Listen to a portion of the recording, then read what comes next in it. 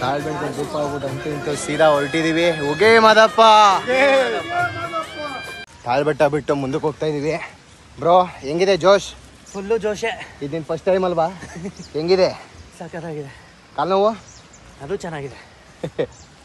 ಆದರೂ ನಮ್ಮಪ್ಪ ಮಾದಪ್ಪ ಬಾರ ಹಾಕಂದ ಅಂತ ಕರ್ಸ್ಕೊತವ್ರೆ ಅಂತಂದರೆ ಏನೋ ಒಂಥರ ಮಾದಪ್ಪನ ಹೆಸ್ರು ಹೇಳ್ತಿದಂಗೆ ರೋಮಲ್ಲೇ ತಿಂದ್ಕತ ಫುಲ್ಲು ಗೂಸ್ ಬಂಪ್ಸ್.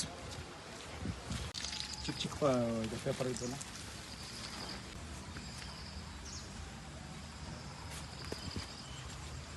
ಫುಲ್ಲು ಕಾಲು ಬ್ಲಾಸ್ಟು.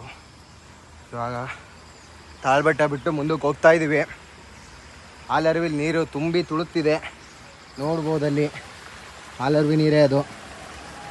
ಕಾಡು ಮಧ್ಯೆ ನಡ್ಕೊಂಡು ಹೋಗೋದೇ ಒಂದನ್ನ 4 ದಿನ ನಡೆದಿದೆ ಬೇರೆ, ಇವತ್ತು ನಡೀತಾರ 4 ಅವರೇ ಬೇರೆ. ಹಾಂ, ಮಿನಿಮಮ್ 4 to 5 hours ಬೇಕು.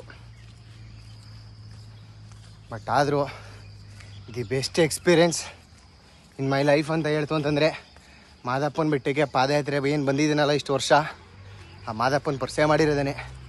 ವರ್ಷದ 365 ದಿನವೂ ಒಂಥರ ಯಾವ ಮತ್ತೆ ಮಾದಪ್ಪನ ಪರಿಚಯಗೆ ಹೋಗ್ತೀವಿ ಅನ್ನೋ ಅಷ್ಟು ಕುತೂಹಲದಿಂದ ಇರ್ತೀವಿ.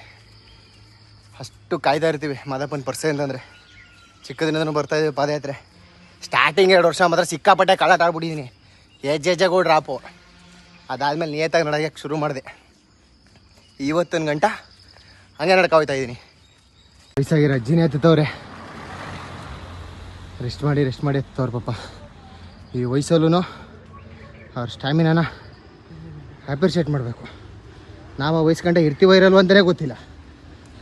ನೋಡ ಮಾದಪ್ಪನ ಊದೋಟ ನಡ್ಕೊಂಡು ಹೋಗ್ತಾ ಇದ್ರೆ ನಡಿಬೇಕು ಅಂದ್ರೆ ಅನ್ಸುತ್ತೆ, ಎಲ್ಲ ಬರ್ತಾರೆ ಪೈನ್ಗಳಿಗೆ ಕುತ್ಕೋಬೇಕು ಅಂತ ಅನ್ಸುತ್ತೆ. ಒಂಥರ ಹೆಂಗಾಗಿದೆ ಪರಿಸ್ಥಿತಿ, ಮಿಕ್ಸ್ ಆಗಿ ಒಳ್ಳೆ ಚಿತ್ರಾನ್ನ ಆಗ್ಬಿಟ್ಟಿದೆ. ಒಂದು ಜಾಗದಲ್ಲಿ ಹಿಂಗೈತೆ ರೋಡು,